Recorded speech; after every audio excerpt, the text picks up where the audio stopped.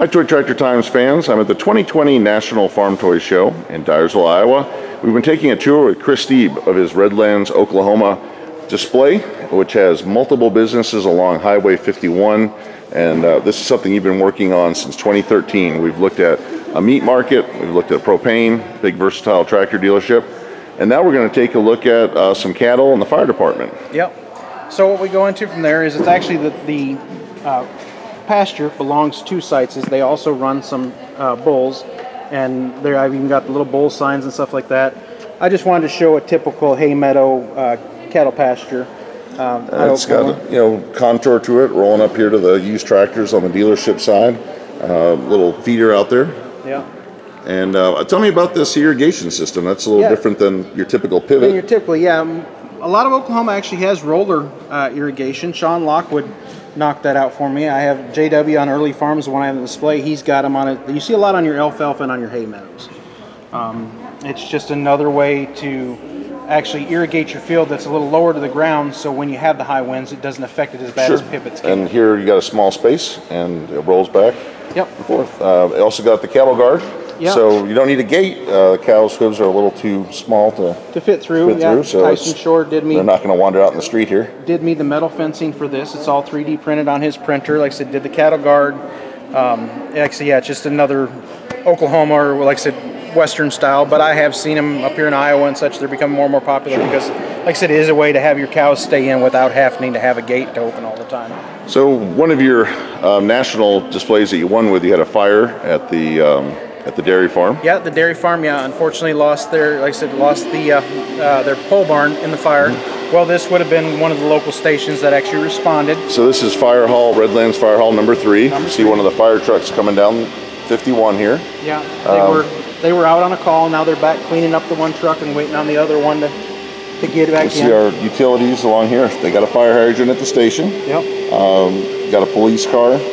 So if we got Fire Hall number 3, I guess in the future, as this town grows, we're going to see 1 and 2. We will see 1 and 2. One of my next chunks will actually be a whole separate board.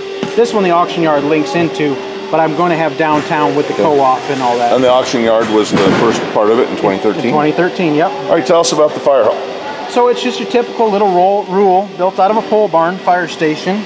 It doesn't really have any living quarters in it because this part of the department is all volunteer, but it does have a little, hangout room with a pool table and a Pac-Man machine and the Dr. Pepper machine, but there is still a little, fully detailed bathroom and a chief's office back there with a couple computers and the phones in it and such. Detailed bathroom.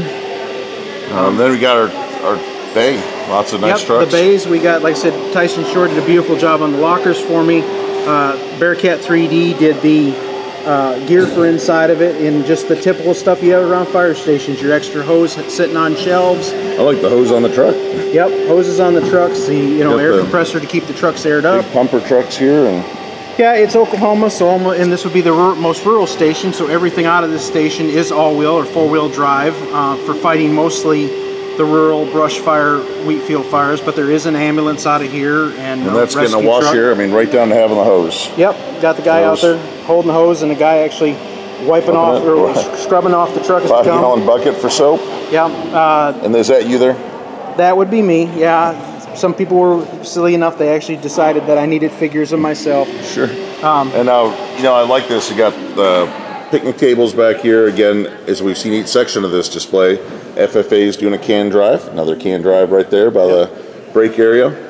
Another thing that makes this a town is you've got a playground. You've got I do have a playground behind a municipal building. Yep. So you like bulldogs? So I do. We have a few of them.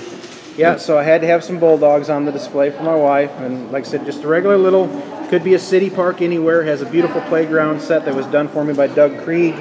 It's got a little simple outhouse to it. It's got a little sandlot ball field for some softball games.